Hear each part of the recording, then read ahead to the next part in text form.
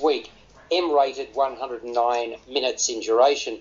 It's a science fiction action adventure set on a distant planet known as New World. Of course it is. It makes it far easier to deal with if we're sort of talking about something called New World. You don't have to come up with a name that nobody understands. The year is 2257 AD.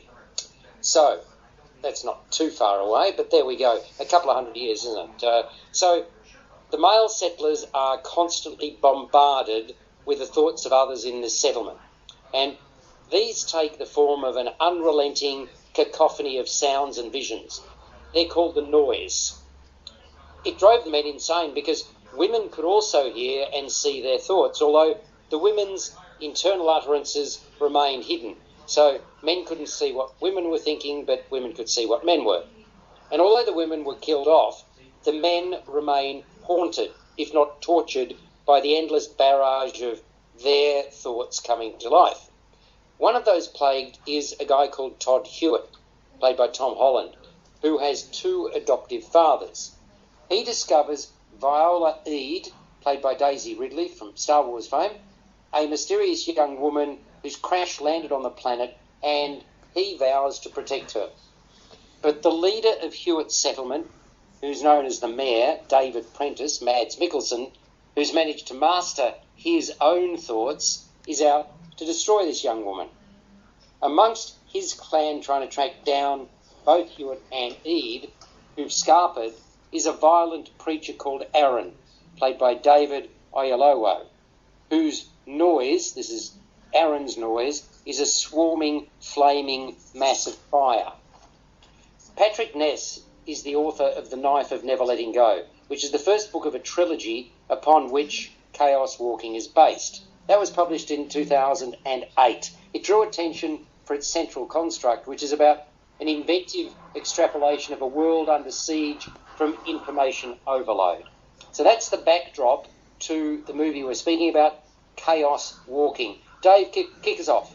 Look, I really enjoyed this film. I thought Doug Liman's done a great job here, bringing something to screen that would have been quite difficult. I can imagine the screenwriting process of this. It would have been a lot of discussion on how do we make the noise something that is visible for the audience, and I actually thought they went about it in a great way. Now, I might be a little bit clouded here because I saw this film shortly after watching Cosmic Sin, which I think we'll talk about next week, but one of the worst sci-fis I've seen for a long time.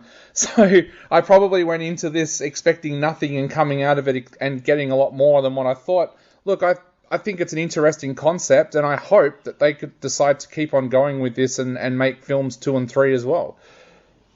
Okay, well, Peter, do you agree with Dave or not? Not quite. I was a bit disappointed by this film, especially because the central premise was not really used as well as it should have been, and instead it sort of defaulted. The central premise being the fact that the women... The noise. Oh, the noise, you mean, okay. The noise, the noise aspect, which is how the film pretty much leads off. But yes, the other conflicts and so on are there as well. But that's, for me, an issue about the film, because it doesn't quite know and isn't quite clear about what it's trying to say or do, and it defaults to this semi-phony romance between Tom Holland and Daisy Ridley.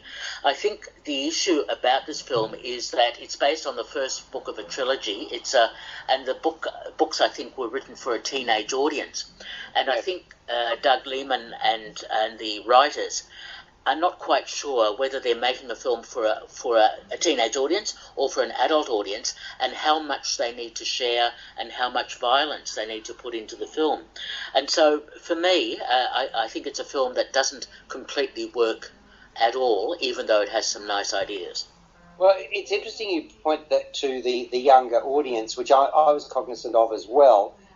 I saw it, and we were sort of, I think, 2 or 3 times the age of most of the people in the theatre when we saw it, which was kind of interesting, because obviously there's a certain target that this film is aimed at. Greg, what do you think? Look, I agree with Peter a little bit that the storytelling got a bit muddled here, I think. The noise is an interesting concept, and the way they projected it on screen so you could see the thoughts sometimes projected out a little bit was an interesting concept. but I don't think they did enough with it there. And then towards the end, it just turned into a generic chase thriller where the mayor, Mads Mikkelsen, is chasing Tom Holland and Daisy Ridley's characters through the woods there to stop them doing something with the imminent landing of another spacecraft there. I thought there was good rapport between Daisy Ridley and Tom Holland that carried the film a little bit there, and it looked good on the big screen. But yeah, they sort of didn't win me over completely, I don't think. No, I'm afraid. So, Dave, I think you're one out here. I was also disappointed, unfortunately. I mean, I like the rest of you, though. I appreciated the concept. I mean, I thought the notion of this emotional dystopia, which is at the movie's core, is a good one. But I was underwhelmed by the film. Screenplay was written by Patrick Ness and Christopher Ford. As presented, the constant noises, one voice interfering with another, and the ethereal visions, they actually irritated me. And as clever as the concept is, I agree with you, Greg, it became yet another run and chase movie.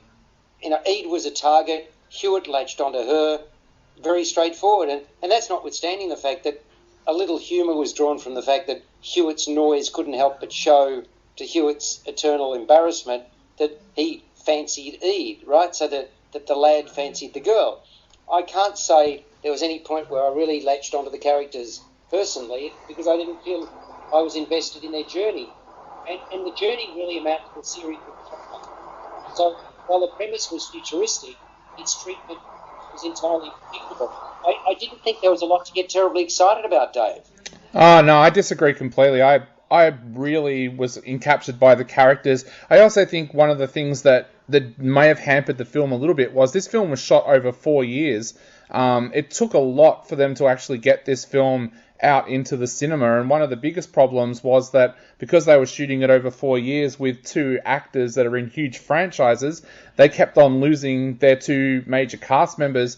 Poor Tom Holland was hospitalized 3 times during the production of this film as well, so that held things up. So, yeah, look... Was that sickened by the production, was he? No, he got his... Sorry, folks, please. Yeah, he got his nose broken during one of the stunts very early on, and then also got majorly sick twice as well during the production. So that is not good. And no, it's certainly not that bad. That was a really bad joke. It was a joke. Please, no abuse for me trying to be funny and failing. Look, I mean, I think Doug Liman's effectively crafted a sort of one-trick pony that unfortunately grated on me. In fairness, I think perhaps this younger generation that it's aimed at may get more out of it than I did. So let's get a score out of 10. Greg King? 6 out of 10. Peter Krausz? Well, I was just going to say 2 very quick things. The role of women in this film and the idea that their noise could not be heard. I would have loved to have seen that explored a bit further, but the film doesn't do that. And what a waste of such good actors as Cynthia Erivo and Demian Bashir, who are relegated to subsidiary roles and not very interesting ones as well. So I can only give the film 5 out of 10. Wow, okay, fair pass.